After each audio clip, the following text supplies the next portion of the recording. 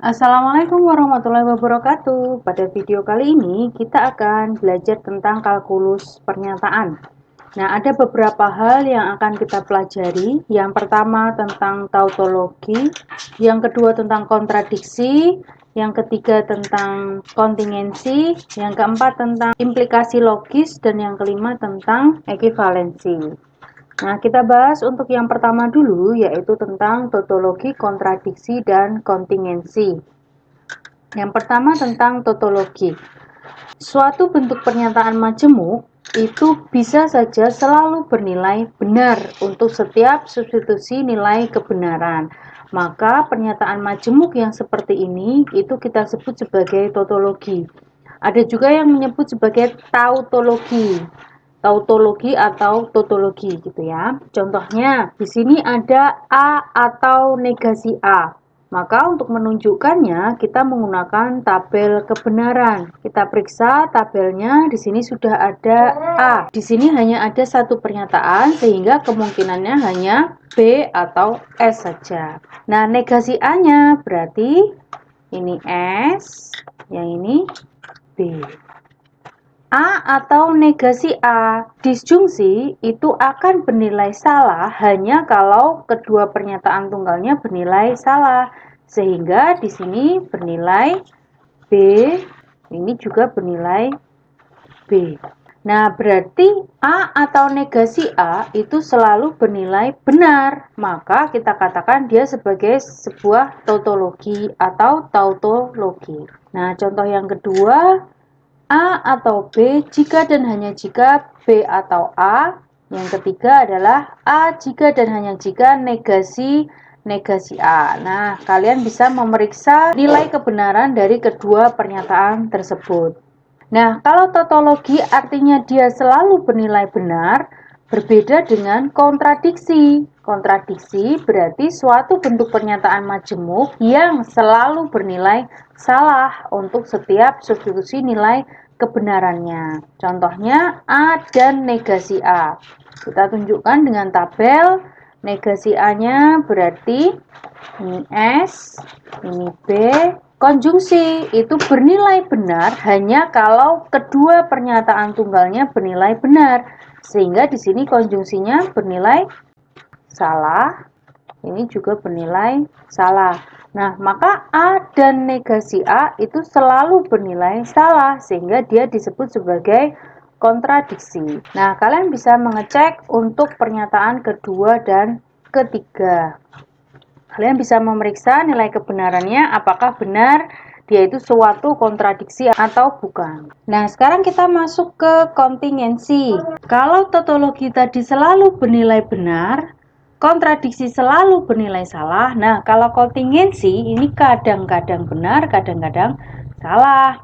Yaitu suatu bentuk pernyataan majemuk yang kadang-kadang bernilai benar dan kadang-kadang bernilai salah untuk tiap substitusi nilai kebenarannya. Contohnya di sini A atau B. Nah, kemarin sudah kita bahas A atau B. Berarti ada dua pernyataan tunggal, berarti kita butuh 4 kemungkinan kan? Yang pertama A-nya adalah BBSS, yang kedua si B ini berarti BSBS. Nah, disjungsi itu akan bernilai salah jika keduanya salah. Maka dia hasil disjungsinya kadang benar, kadang salah, sehingga dia disebut sebagai kontingensi. Begitu juga dengan A dan B. Konjungsi akan bernilai benar hanya kalau kedua pernyataan tunggalnya bernilai benar. Selain itu akan bernilai salah, sehingga dia termasuk kontingensi. Nah, yang ketiga, jika A dan B, maka C. Nah, kalian bisa cek nilai kebenarannya. Nah, di sini ketika menunjukkan dengan tabel kebenaran, kalian harus hati-hati. Di sini ada 3 pernyataan tunggal, berarti kalian butuh 8 kemungkinan gitu ya. Kalau dibuat tabel berarti nanti ada 8 baris.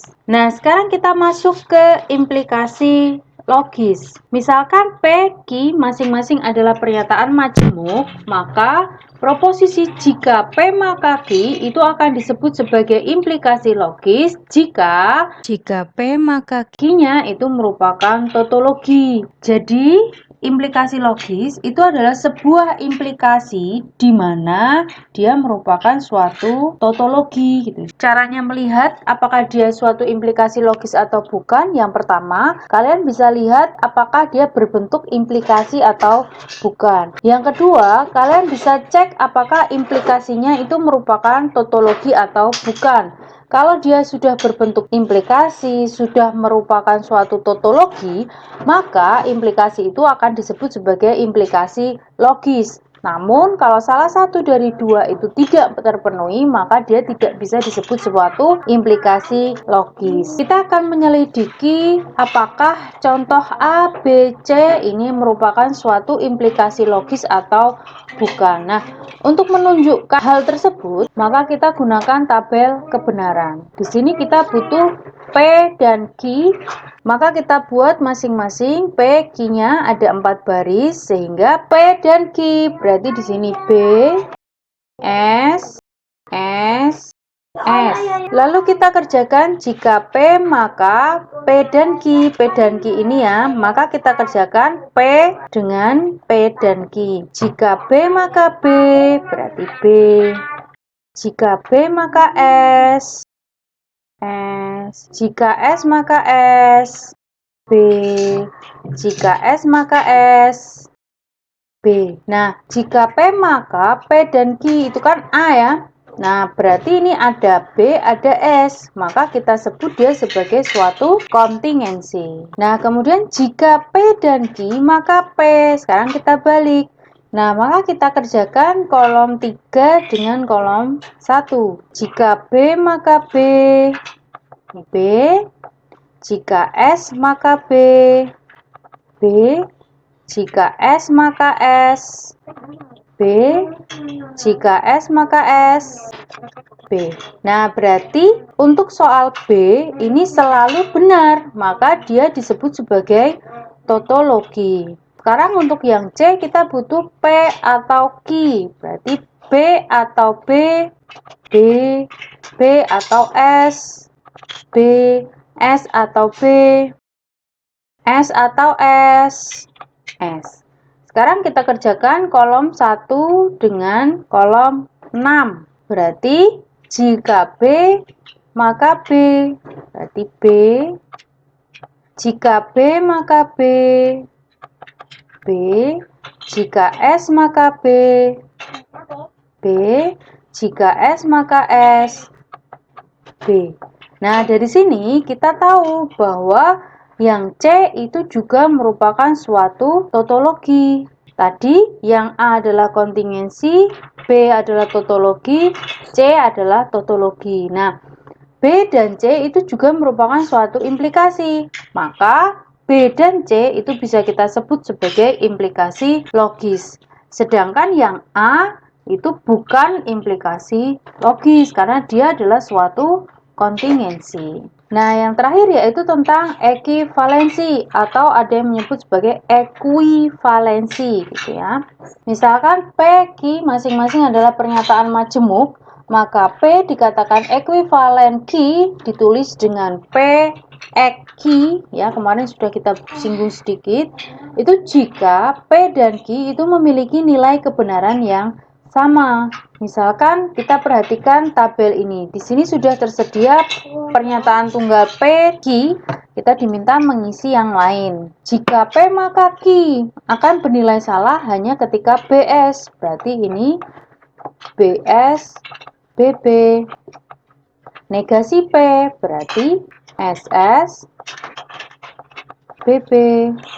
Negasi P atau Q berarti S atau B, B, S atau S, S, B atau B, B, B atau S, B. Nah, di sini kalian bisa lihat kolom 3 dan kolom 5. Nilai kebenarannya sama, BS, BB. Nah, di sini kita bisa katakan bahwa jika P maka Q itu ekuivalen dengan negasi P atau Q. Nah, atau kita tulis seperti ini. Jika P maka Q, X negasi P atau Q. Artinya X di sini adalah ekuivalen. Nah, kalian bisa menyelidiki pernyataan-pernyataan tersebut 1, 2, 3, 4 apakah mereka benar ekuivalen atau tidak. Nah, setelah kalian melakukan penyelidikan tadi, kalian akan mendapatkan rangkuman ekuivalensi dari materi video ini dengan video yang sebelumnya. Di sini ada 8 ekuivalensi, di mana ekuivalensi ini akan berguna ketika kalian akan mengubah suatu pernyataan majemuk tertentu dengan suatu kata hubung tertentu menjadi pernyataan majemuk dengan kata penghubung yang lain. Misalkan di sini ada jika A maka B. Kita bisa mengubahnya menjadi negasi A atau B. Artinya kata penghubungnya berubah ya. Nah, manfaat ekuivalensi seperti itu. Nah, contohnya seperti apa? Misalkan di sini kita diminta mengeliminasi B implikasi pada kalimat A jika dan hanya jika B dan C. Nah, di sini kita hanya boleh menggunakan kata hubung, konjungsi, disjungsi, negasi. Hanya 3 itu saja. Maka kita rubah bentuknya dengan menggunakan ekuivalensi. Nah, di sini kita akan mengubah B implikasi ini. Ya, menggunakan yang mana? Nah, kita bisa lihat yang ada B implikasi yang mana? Oh, nomor 5 kan? Nomor 5 berarti A jika dan hanya jika B itu kita rubah menjadi jika A maka B dan jika B maka A. Nah, berarti kalau di sini kita punya menjadi jika A maka B dan C dan jika B dan C maka A. Kita bisa tulis seperti ini. Nah, selanjutnya mana yang mau kita sederhanakan? Implikasi, ya. Implikasinya ini kita sederhanakan. Nah, di sini kalau kalian bingung, kalian bisa menggunakan tanda kurung. Di sini kalian kurung, ini juga dikurung. Nah, tadi kita sudah dapat jika P maka Q itu ekuivalen dengan negasi P atau Q. Nah, yang ini kita anggap sebagai P, yang ini adalah Q, yang ini P, yang ini Q. Maka di sini kita punya negasi A atau dalam kurung B dan C. Kalau yang ini berarti negasi dari B dan C atau A, ya. Atau ditulis seperti ini. Nah, sudah sederhana belum? Ternyata di sini masih ada negasi yang di luar. Nah, negasi dari B dan C itu adalah negasi B atau negasi C, sehingga kita tulis ekuivalensinya seperti ini. Sudah sederhana belum? Sudah ya, karena sudah hanya menggunakan kata hubung, konjungsi, disjungsi, dan negasi. Sedangkan negasinya sudah tidak ada yang di luar. Sehingga kita katakan bahwa A jika dan hanya jika B dan C itu ekuivalen dengan negasi A atau B dan C dan negasi B atau negasi C atau A. Ya, mudah ya. Nah, kurang lebih seperti itu materi untuk kalkulus pernyataan supaya lebih lancar dalam melakukan